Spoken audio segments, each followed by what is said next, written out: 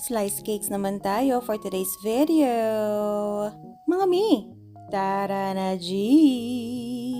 At dahil trending na trending ang slice cakes ngayon, eto naman ang entry natin. 4 na flavor to mga mima ko at gawin na natin itong unang cake natin.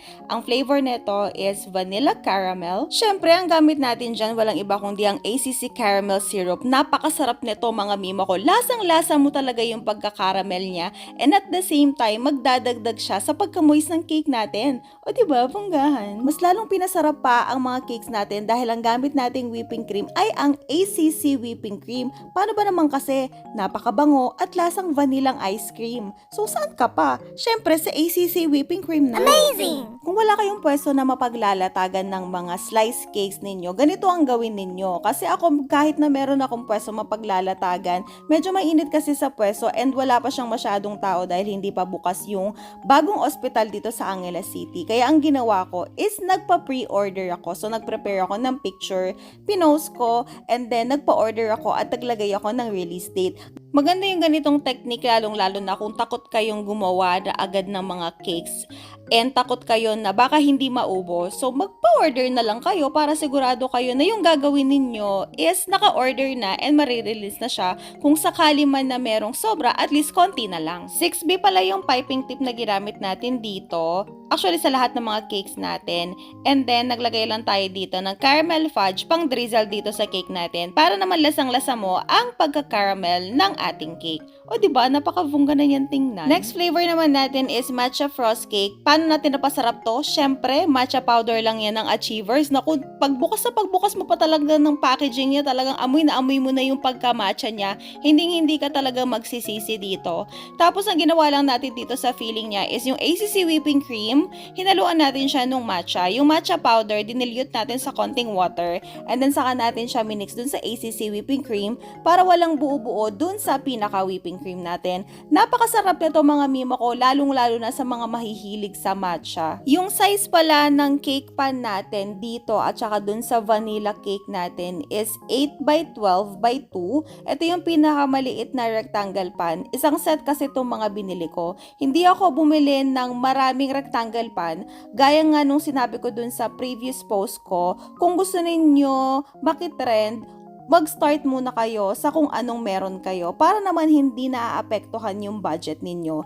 And then kapag kumita kayo, doon na lang kayo mamili ng mga bagong gamit. So ang ginawa natin dito mga mimo ko, nag-sprinkle lang tayo ng matcha powder, pang dagdag lasa and then design na rin sa cake natin. O diba, bunggahan? Next flavor naman tayo, ube yema. Naku, napakasarap neto. Isa to sa mga paborito ko, lalong-lalo na kapag hindi nyo masyadong bet yung tsokolate. Naku, napakasarap neto kasi napakabango rin ng ube flavoring na gamit natin. Hulaan nyo kung ano.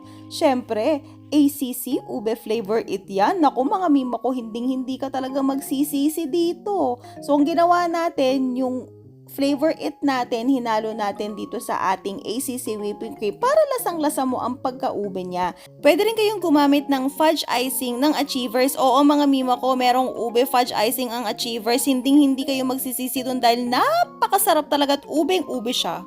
Sa pagsaslice pala ng mga cakes, mas maigi mga mimo ko na sukatin ninyo. Ako kasi hindi ko na to sinukat. Pero kung gusto nyo talaga na mas pantay-pantay, syempre mas maigi na nakasukat na. Alam nyo naman sakit natin yung hindi pantay-pantay na sukat. Pero wag nyong gagayahin yan mga mima ko ha. Sukatin nyo para pantay-pantay at walang magreklamong customer. So ayan, gumamit lang din tayo ng 6B piping tip dito sa taas. Tapos nag-drizzle tayo ng yema fudge. Naku, napakasarap talaga at napakalinamnam neto.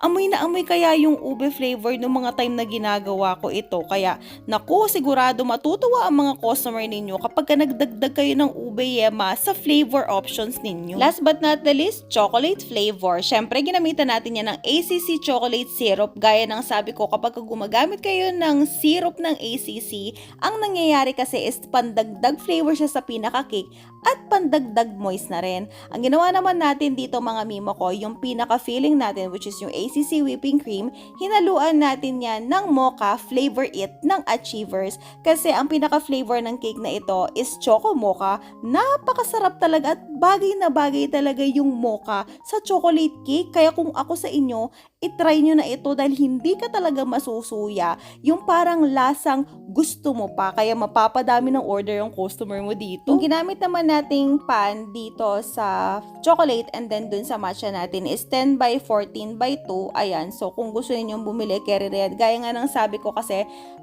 set kasi itong mga to nung binili ko. Dalawang set sila, kaya hindi na talaga ako bumili ng separate na pan kasi limited edition lang naman itong offer natin. So ayan, gumamit pa rin tayo ng 6B na piping tip sa pag-design ng ating cake para presentable pa rin siyang tingnan. Actually, ang pinaka-goal dito is dapat super duper sarap ng inyong mga cake. At hindi natin makakalimutan ng chocolate drizzle, choco fudge, icing lang yan ng Achievers. Naku, napakasarap nito mga mima ko. Premium quality talaga. Ito yung lagi kong ginagamit kapag ang moist chocolate cake yung flavor ng cake natin. Best seller ko to mga mima ko. Naku, subukan nyo na hindi talaga kayo magsisisi. Pwede nyo rin ihalo sa whipping cream yan or pwede nyo rin pang drizzle, pwede nyo rin pang coat, pwedeng pang filling. Nako, all-purpose talaga. At ito na ang 4 flavors ng cake slices natin. Meron tayong choco mocha, ube yema, matcha frost, and vanilla caramel. O diba, bunggahan? Lagay na natin sila sa packaging. Yung gamit nating packaging dito is yung clear na bento box na plastic. Napakaganda at napaka-social netong box na ito. Kailan ko lang na-discover ito eh. Pwede itong gamitin sa mga bento cakes ninyo. Naku! And at the same time, mura lang din siya. Hindi siya mahal. Kagaya lang siya ng mga typical na bento box. So, ganyan ang pag-assemble natin. O, diba? Ang bongga na niya, 99 pesos, 4 na flavor na. Kaya, san ka pa? Umpisahan nyo nang magbenta ng ganito mga mimo ko. Hindi talaga kayo magsisisi. And that's it for today. See you on our next video. Bye!